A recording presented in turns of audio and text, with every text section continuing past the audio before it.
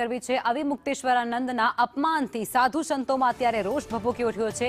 મહામંડલેશ્વર ઋષિ ભારતી બાપુનું નિવેદન પણ સામે આવ્યું છે।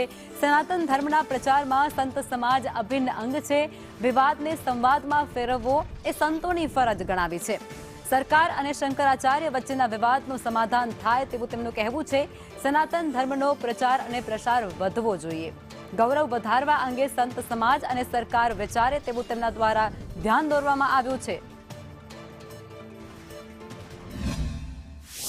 અને સંતોની ફરજ છે કે વિવાદને હંમેશા સંવાદમાં ફેરવે।